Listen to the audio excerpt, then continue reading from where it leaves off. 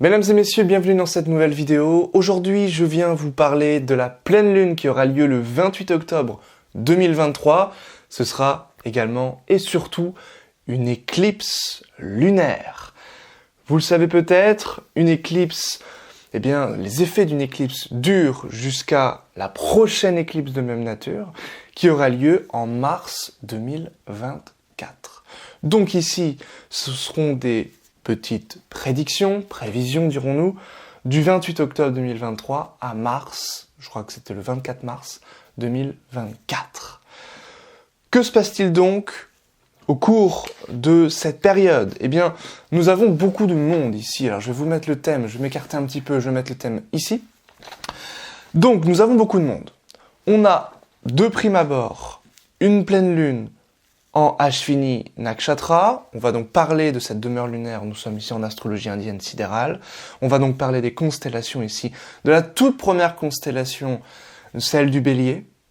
Donc forcément, une pleine lune et encore plus une éclipse dans la toute première constellation de l'astrologie indienne, c'est-à-dire Ashvini, vient ici commencer un nouveau cycle. Ça va être fondamental dans notre interprétation. Une éclipse, c'est forcément un événement spectaculaire. Vous savez peut-être que depuis la Terre, le Soleil a le même diamètre que la Lune. Évidemment, du point de vue de la Terre. Et c'est la raison pour laquelle les éclipses se forment. Pour les anciens, quand je dis les anciens, c'est il y a très très très longtemps, l'éclipse était un phénomène surnaturel et les dieux étaient en train de nous parler, de communiquer avec nous. Donc, toute l'idée, c'était de déchiffrer, de décrypter ce message caché. Et de là, peut-être, est née l'astrologie. En tout cas, toutes les pratiques divinatoires. L'origine. Donc, cette pleine lune a lieu en Ashvini. Ashvini, c'est donc le tout premier nakshatra, le début d'un cycle. C'est une constellation qui va être régie par les jumeaux Ashvin. Alors, c'est quoi les jumeaux Ashvin? C'est tout simplement des dieux qui ont cette particularité de guérir. Ce sont les dieux de la médecine. Ce sont des dieux qui sont en lien avec la rapidité. Donc, de octobre 2023 à avril 2024, il y aura vraiment comme une expansion, quelque chose d'extrêmement rapide. C'est-à-dire que ça va vraiment bouger dans le monde. Ici, on est sur l'astrologie mondiale. Et ensuite, on parlera un petit peu plus de l'astrologie individuelle. Donc ça va bouger. Et ce de manière extrêmement rapide.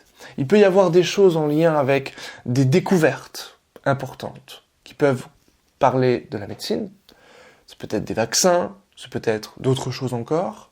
C'est peut-être des choses en lien avec la liberté, puisque les chevaux sont le symbole même de la liberté. Et les chevaux, donc les chevaux sauvages, les chevaux, c'est aussi l'idée de pouvoir les dompter. Donc d'arriver à comprendre, à maîtriser, à dompter ce côté liberté. C'est-à-dire qu'on va beaucoup parler de ça. On va beaucoup parler de liberté. On va beaucoup parler donc forcément de privation de liberté. Et ce sera intéressant. Ici, on le voit dans le thème de la France, avec un ascendant ici en Ardra, un ascendant donc puissant. Encore une fois, un ascendant en lien avec la médecine, la guérison, ici particulièrement avec le nakshatra Ardra. Cette pleine lune tombe en maison 11. Donc ce sera la liberté de la communauté. La liberté, ici, du grand nombre, du peuple, maison 11. Ce sera la liberté, ici, aussi d'une certaine forme de progrès. Et toute cette question, on pense évidemment ici à l'intelligence artificielle. Est-ce que ça va nous priver de liberté ou est-ce qu'au contraire, on arrivera à dompter tous ces progrès, maison 11, en lien avec la technologie, puisque Mercure est pleinement dans l'axe de cette éclipse. Il n'y a pas que Mercure, il y a également Jupiter et il y a également Mars. Ça fait beaucoup de choses. Donc forcément, Jupiter, il va être conjoint à la Lune. Jupiter est à 17 degrés Bélier, la Lune est à 10 degrés Bélier. Eh bien, il y a donc une conjonction. Donc ici, c'est ce qu'on appelle en astrologie indienne un Gaja Kesari Yoga. Donc c'est quand même favorable, particulièrement si vous êtes un ascendant Bélier, un ascendant Verseau, un ascendant Gémeaux, un ascendant Lion, un ascendant Sagittaire. Particulièrement pour vous. Puisque le Gaja Kesari Yoga, c'est l'idée que Jupiter et la Lune sont ensemble, dans un rapport angulaire en tout cas, et c'est très favorable puisque la Lune va représenter tout ce qui... le moule en réalité de notre âme, et Jupiter c'est la réussite. Donc ça va quand même donner de la réussite dans ce qu'on a dit tout à l'heure, c'est-à-dire en lien avec peut-être des trouvailles en lien avec la médecine, des choses en lien avec la liberté, peut-être qu'il y aura d'autres lois qui vont soit être privatives de liberté, parce que Jupiter est rétrograde, soit également qu'on va revenir sur d'anciennes lois, qui ont été qui sont aujourd'hui un peu surannées, un peu dépassées, et qu'on va devoir travailler, qu'on va devoir jongler avec cela. Ce sera également, au niveau mondial, quelque chose qui va directement toucher, on l'a vu, la communauté, le peuple, maison 11, les progrès, notamment scientifiques et technologiques, mais également, puisque le Soleil, Mercure, Mars et le nœud sud sont en maison 5 comté du thème de la France, ici avec un ascendant en Gémeaux. La maison 5, c'est quoi? C'est les plaisirs. La maison 5, c'est l'éducation nationale. C'est tout ce qui va toucher à la sexualité en astrologie mondiale. À la sensualité, c'est la joie de Vénus. Et qu'avons-nous là? Nous avons Mars. Mars et Mercure. Mars et Mercure sont conjoints de très près. Mercure est à 16 degrés, Mars à 17. Donc ils sont collés. Mercure en plus va rattraper Mars puisqu'il est plus rapide. Donc nécessairement, on va avoir ici beaucoup de tensions. Encore en France, puisque Mercure régit la maison 1. Beaucoup de tensions. Beaucoup de tensions au niveau des écoles, encore une fois, des études, encore une fois. Il peut y avoir encore des attaques. On pense à l'éducation nationale, on pense au lycée, à tout ce qui s'est déjà passé. Il y avait déjà ici les informations vis-à-vis de cette éclipse, sachant que l'effet d'une éclipse peut avoir lieu un petit peu avant. Là, on le voyait bien avec Mars conjoint Mercure, Mercure maître de 1 en 5 pour la France, difficulté, assassinat, combat, violence vis-à-vis de Mercure de l'éducation nationale, maison 5 ici, rappelons-le. Mercure est maître de 6, c'est des ennemis, ici particulièrement. Ce Mercure, ce Soleil et ce Mars sont un Svati Nakshatra. Svati nous parle également de liberté. C'est un nakshatra en lien avec le nœud nord, Rahu. Et Svati, c'est vraiment l'idée d'étranger, de mouvement. C'est l'idée de flux, d'échange. Donc ici, il y aura encore tout un discours, un petit peu comme l'éclipse d'il y a 2 semaines, enfin 2 semaines avant 28 octobre, c'est-à-dire le 14. Ça va encore nous parler de liberté, de frontières. Ça va encore nous parler de notre espace individuel. Et donc forcément, 2 communautés qui se combattent entre elles, de frontières, d'espace, et de comment on peut naviguer de l'un à l'autre. Ici, évidemment, le Mercure conjoint Mars, il n'y a pas de diplomatie ici. Il n'y a pas de diplomatie, c'est pas possible. Le Mars, il est tout sauf diplomate. C'est un vindicatif. Il est rancunier. C'est un guerrier. C'est celui qui va combattre avant tout. Donc comme Mars va aspecter la Lune, le Soleil, Mercure qui est maître d'ascendant du thème de la France et qui en plus est au trigone de l'ascendant, là Mars il est partout. Mars il est partout. Donc c'est Mars qui est la planète la plus importante vis-à-vis de cette éclipse. C'est pas Jupiter, c'est pas Mercure, c'est Mars. Mars, on l'a déjà vu, c'est également l'action. Donc, Mars, c'est la rapidité, donc des événements qui vont arriver de manière soudaine, inattendue, qui vont être choquantes, éventuellement, qui peuvent toucher la sexualité, l'école, qui peuvent toucher les plaisirs, éventuellement, qui peut avoir un lien avec une privation de liberté, avec Jupiter rétrograde, qui est touché de plein fouet par Mars, puisque Mars est en opposition partile, c'est-à-dire de même degré, à Jupiter. Jupiter qui est maître de 7. Donc ici, ça va régir les autres pays que la France. Ça va également régir la 10, le chef d'État. Donc ici, il peut y avoir tout à fait, à un moment donné, une violence contre le chef d'État. Il peut y avoir tout à fait un recul, une prise de position du chef d'État, donc de Macron, hein.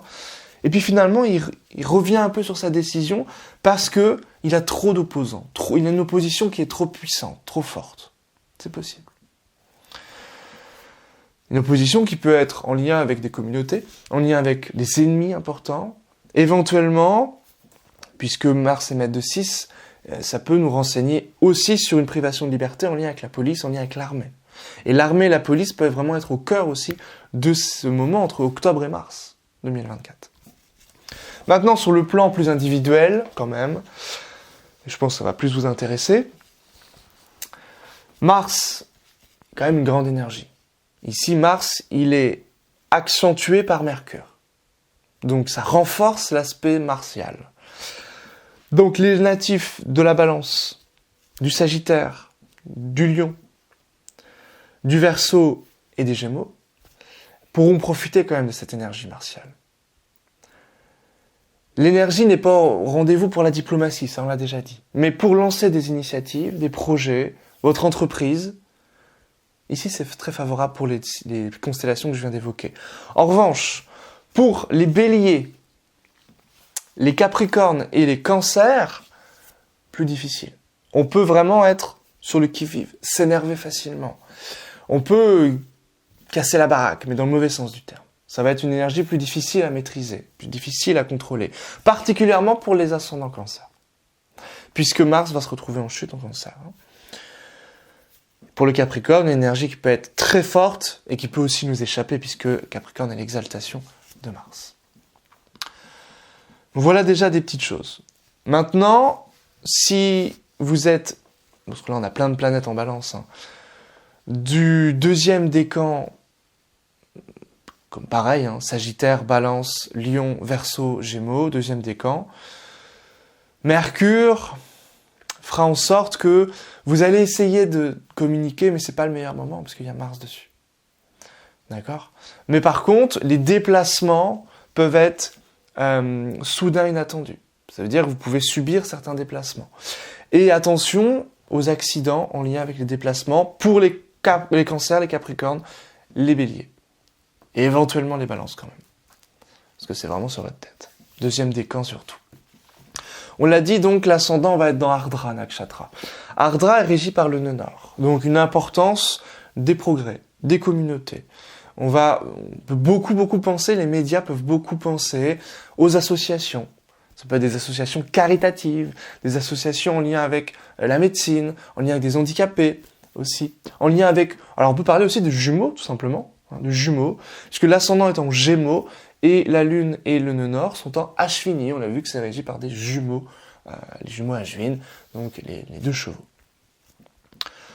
Voilà principalement ce que j'avais à vous dire. Le Saturne sera en maison 9. Ça va encore nous parler, donc rétrograde. Ça peut encore éventuellement nous parler du tourisme, qui peut être un petit peu en baisse. Ça peut nous parler...